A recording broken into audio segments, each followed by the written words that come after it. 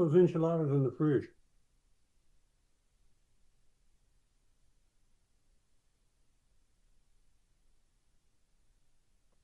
You're live. Welcome to Wise Guys, the wisest guys around. That's me, Fred Williams, and my fellow wise guy, Mario Salas. And we're wise. I mean, we got years and years and years of wisdom. One of the, one of the great things about growing old is you have accumulated over the years, at least you should have accumulated some wisdom. And so we're going to start the show off tonight with the wisdom from my fellow wise guy, Mario Salas. Have at it, Mario. Oh, thank you, Fred. Nothing like two wise guys boiling the water. Uh, and I'm going to look. I want Fred to do a real positive thing at the end. I know he knows how to do that. He knows how to get negative like me too. I call it good negativity. Okay. But I got some good negativity tonight. There's a Back during the Jim Crow era, there was a stereotypical image that was done on salt shakers, done on pancake boxes, done on a cream of wheat. There's a salt shaker up there, if you see that, where they would have a caricature, not a real, no black person looks like what they made objects out of, but these little objects, they've collected over 30,000 of these little objects at the Jim Crow Museum. And you get a chance to go to that website, you might want to do it. The Jim Crow Museum has 30,000 objects, racialized, stereotypical kitchen utensils, cooking recipe books, you name it. Even places like a restaurant called Coon Chicken. And Oh, there you see that, a big grinning Negro. And that's what they called it back then, the term they used, the grinning Negro.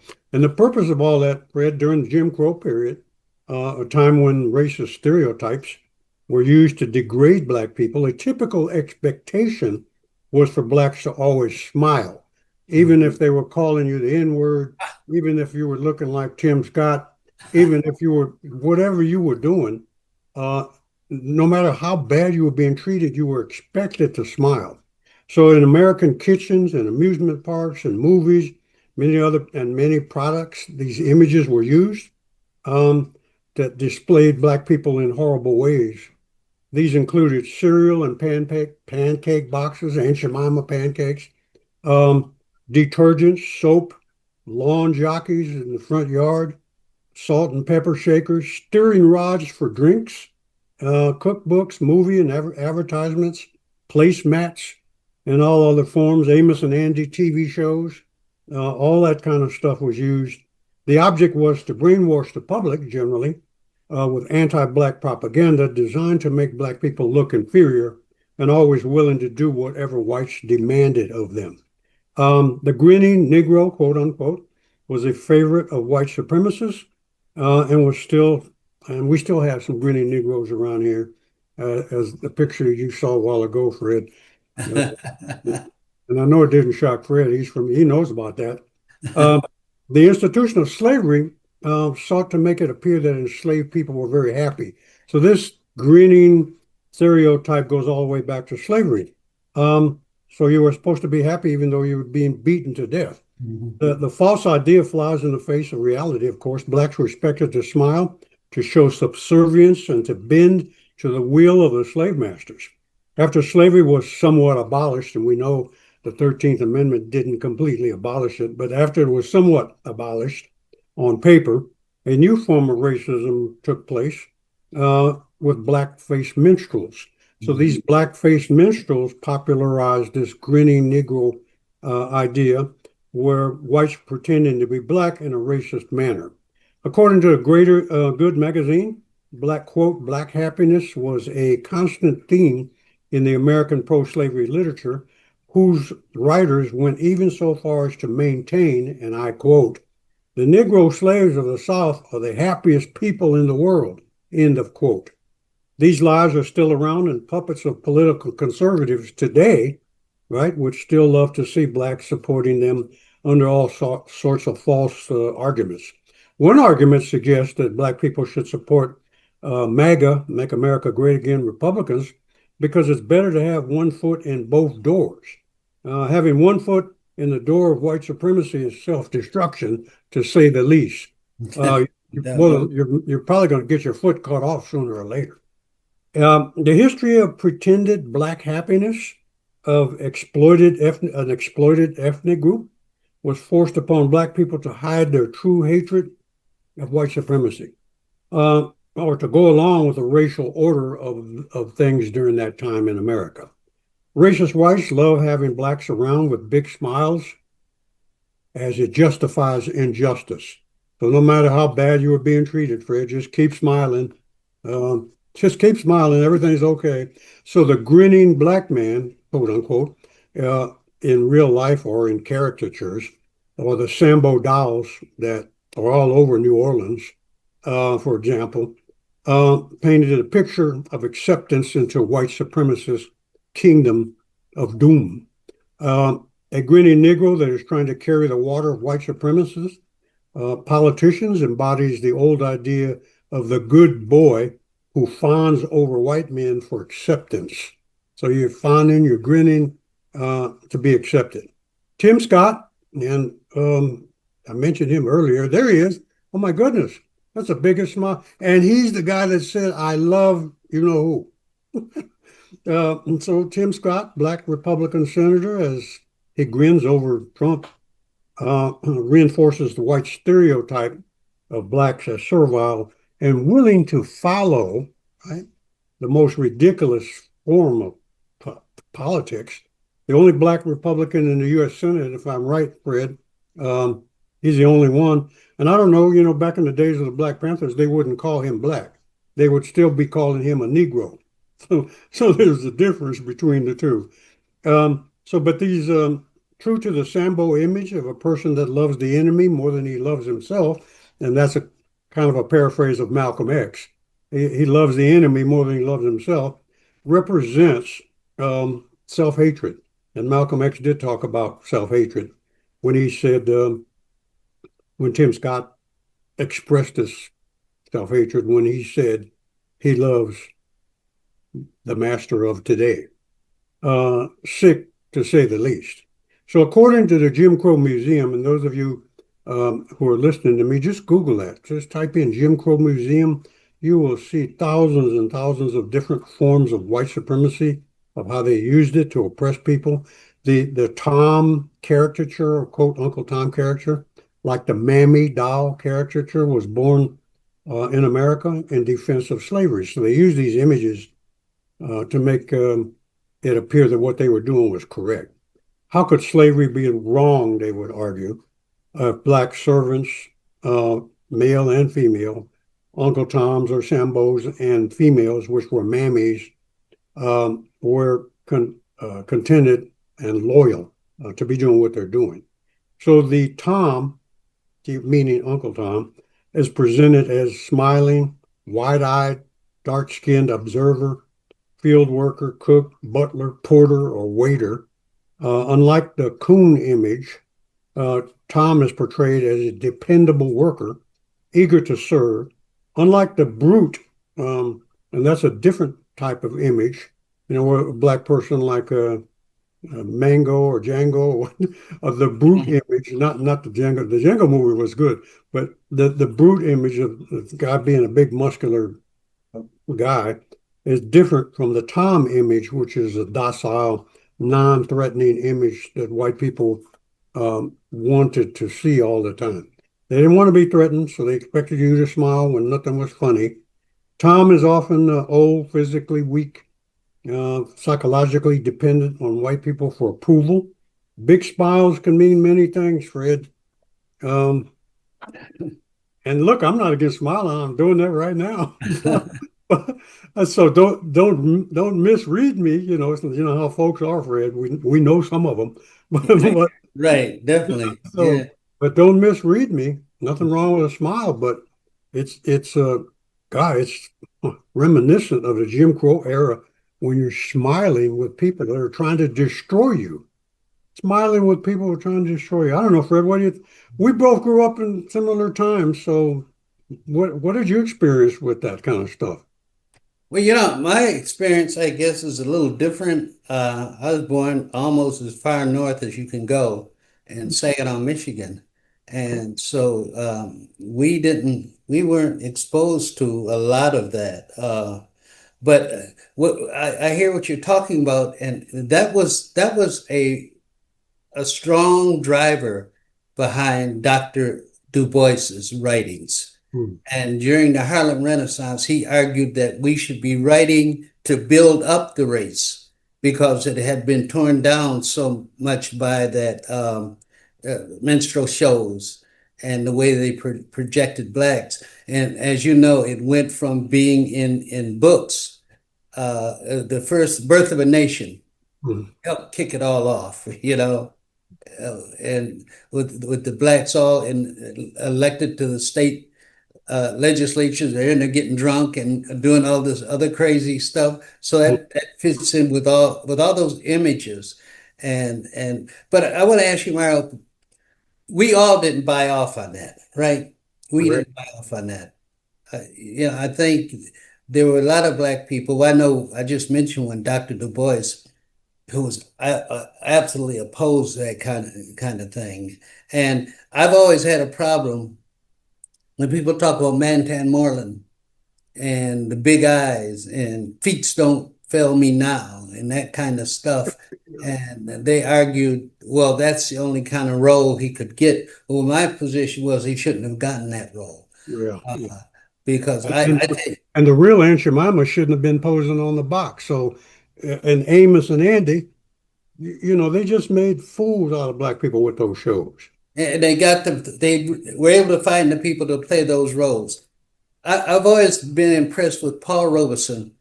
He did a movie where he played a native African chief, but it was a demeaning role. And Mm. after that role, Paul Robeson said, "I will never play a role that can be perceived as being demeaning to my people." To And his, to his credit, that was a brave thing to do back in those days. that was 1935. Yeah, yes. So Well, that's a good point you're raising, Fred. Many black folks were not taken in by that stuff. Um, no, and sometimes when I go to little small towns uh, in the area, I go to these antique shops on purpose so I can collect some of these articles and then use them to show people how bad it really was in America. And when people talk about American exceptionalism, yeah, yeah, it was exceptional, all right. It's exceptional toward white supremacy. So yeah, yeah, so, right. so that's the thing. Before we go to the break in a few minutes, I did want to mention this, Fred. I see this on YouTube videos and the different people talking about don't call someone an Uncle Tom anymore because in Harriet Beecher Stowe's book, Uncle Tom's Cabin, he was a pretty good guy. Although I Right. don't know, to me, he wasn't all that good, but it was a pretty good guy. But and said so they say don't use the word Uncle Tom anymore.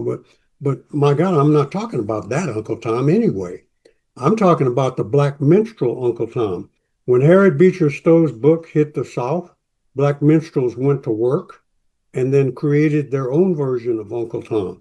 And that's the Uncle Tom that Malcolm X was talking about. Right. The Yeah. grinning, shuffling black person that kowtowed to white supremacy.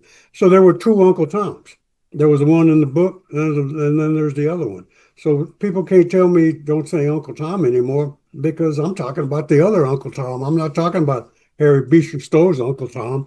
So the people get confused with this kind of stuff. A lot of people have went from Uncle Tom to Sambo. That's okay Yeah. too. but but I'm still of the belief there were two Uncle Toms, one in that book and the other of Blackface Minstrel Uncle Tom. So I think people need to get aware there were two Uncle Toms and not just one. Okay. So, Okay. but we're going to be going to a break in a Fred in just a second, almost a minute. But when we come back, Fred's going to be talking about black music. Oh my goodness! Black Because what, music. Fred? This is what Black Music Month. Yeah. Black Music Month. I'm going to talk about black music. Wow. So we got, man, there's there. Black music is, in my opinion, greater than the black church in many cases because it's universal. Even if you didn't go to church, you could feel that liberating spirit in black music with Good black. music. Yeah. So we'll be back shortly after the break. We're going to take a break and we'll see Fred on the return side. When I came back from the war, I was barely hanging on by a thread. I'm here today because of Tanya's relentless efforts in trying to get me healed. And says, Michael, I know you've got a plan to take your life today, but if you give me just 5 more minutes to love you. 5 more minutes, 5 more minutes, honey, 5 more minutes to love. Michael has actually taught me what it looks like to accept help.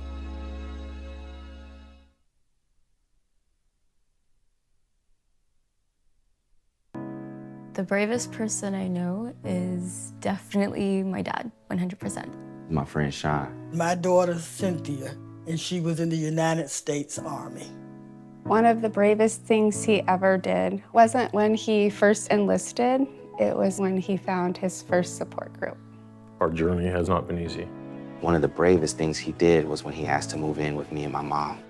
I felt like I was lost, and you gave me a place to stay. When he decided he was going to go back to school after 23 years. It was the better part of my life that I spent in the Marine Corps. Transitioning out, it's a difficult thing. She went on foreign soil. She went to war. But the bravest thing she did is when she asked for help. So I really appreciate it.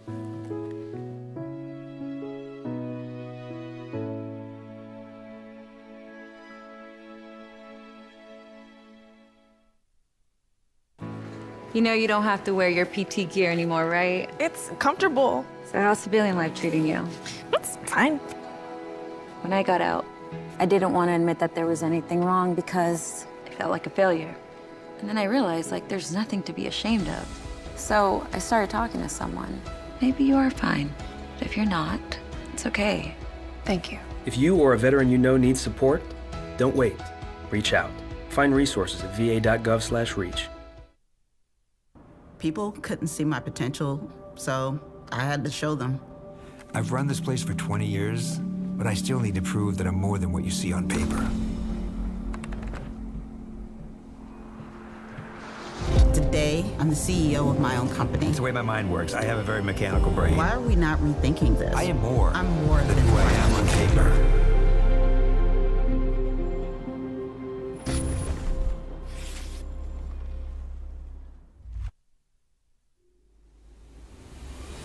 Black Life Texas News Magazine, your go-to source for informative, creative, and engaging news.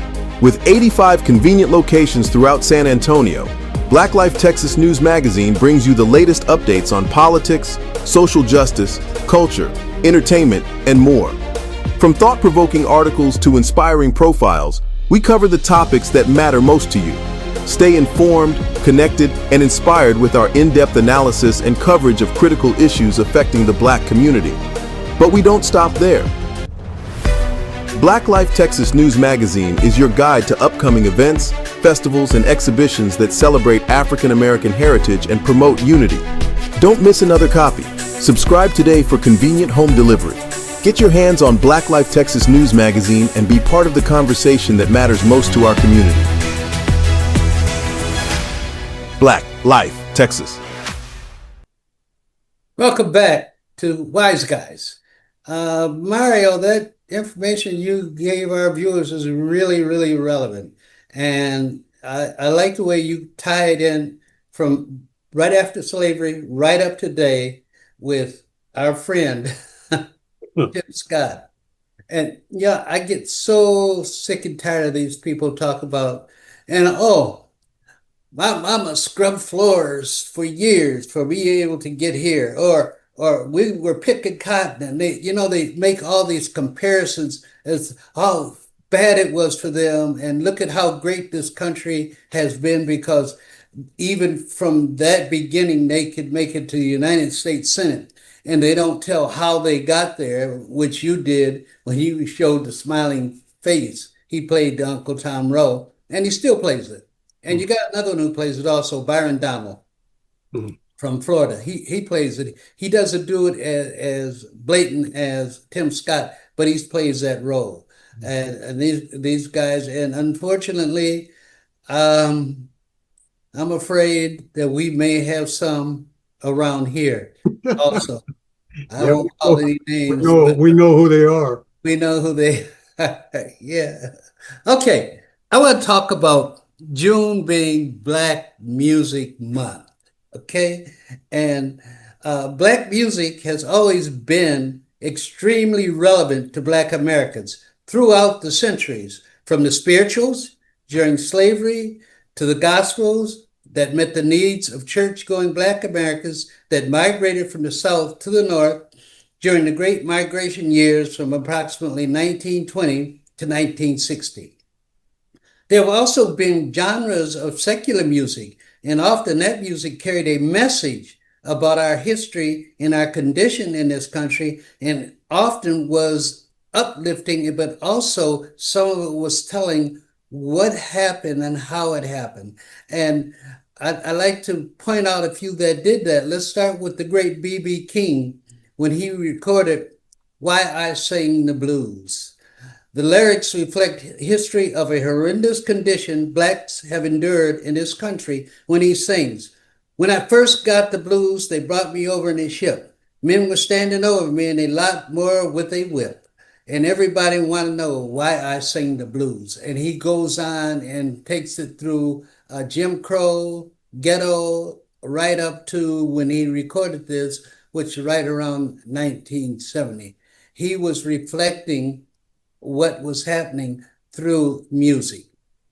The 60s and 70s was a great period when our artists were using music to send a message. And there's no one that did it better than Curtis Mayfield, was a genius with the pen. He wrote the words to the song critical of the racial caste system when he sings, "We the people who are darker than blue, are we going to stand around this town and let what others say come true? We the people who are darker than blue, this ain't no time for segregating. I'm talking about brown and yellow too." So he was pointing out that this color thing made no sense. It was a caste system that was forced on us, and we accepted it. For a long time, it was, if you're light, you're all right. If you're brown, stick around. If you're Black, get back. And that was for a long time. And Mario, you can remember, and the young folks who don't remember those times, when they're wearing the conch. Remember the conch? When they get the hair processed? Yeah, burn your head off. Burn your head off. And Malcolm X in this movie, he shows when he has to run to the toilet to get that stuff out. But that was a terrible time for us back then when we were doing that. And so Curtis Mayfield comes along and says, "Look we're all the same. Our color doesn't matter." And he also said, if you had a choice between Black and white, what would you choose? And he goes on and also talks about the color issue in that song also. One of the great ladies, I mean, really one of the great ladies of music was Nina Simone. And she gave us one of the strongest tributes to youth of Black America with "To Be Young, Gifted, and Black." Oh, yeah, I remember that. Oh, what a lovely, precious dream. Open your heart to what I mean. In the whole world, you know, there's millions of boys and girls who are young, gifted, and Black. And that's a fact. And I think that must have came out about 1970. Everybody was relating to that song because, again, like Curtis Mayfield, she was pointing out the skin color doesn't matter. You're young, gifted, and Black, but her Black meant I don't see a lot of that today. Well, I don't see a lot of people zeroing in on what the difference is between being black and having a black mind. Tim Scott has a black skin, but not a black mind. There you go. Clarence Thomas has a black skin, but not a black mind. Byron Donalds has a black skin, but not a black mind. And so the point being that you can be light, you could be brown, you can be dark black, medium black, you can be any color there as long as your mind was set to be black. Yeah. And I think too often there are a lot of people that don't think that way. And I think you and I know a bunch of them also who are like that. Mm-hmm. And they try to hitchhike on their face or their features being black, whereas inside their mind ain't with us at all, brother. They ain't with us at all. And I believe they hate themselves, just like we were talking about earlier. I believe they hate themselves. They hate the color of their skin, like Malcolm used to say. They hate the shape. They hate the curly hair. They hate their noses. They hate everything about them. They hate everything. Gravitate toward the so-called dominant society, and you know what they do after that. Some of them are $50 preachers. Some of them are $2,000. You get $2,000 payoffs. And I have to admit, I don't believe, I'm not going to go back over what we talked about 2 weeks ago about the black mind being poisoned by whites. But the whites did that. When I was teaching them at Northwest Vista, when we'd have faculty meetings, I wanted to show them something. So I would show the Shirley Temple. Shirley Temple and I forgot who the black guy was. Bojangles, or one of them. Yeah, well, it was Shirley Temple's birthday. And he says, well, come on out, Shirley, and let the slave girls wish you a happy birthday. Now, Shirley's all clean, got makeup on, beautiful white dress, curly hair, everything's perfect. So you have her go outside, you have this black girl, braids, dirty dress, head down, and she said, happy birthday, Miss Shirley. That was done deliberately. Oh, my God.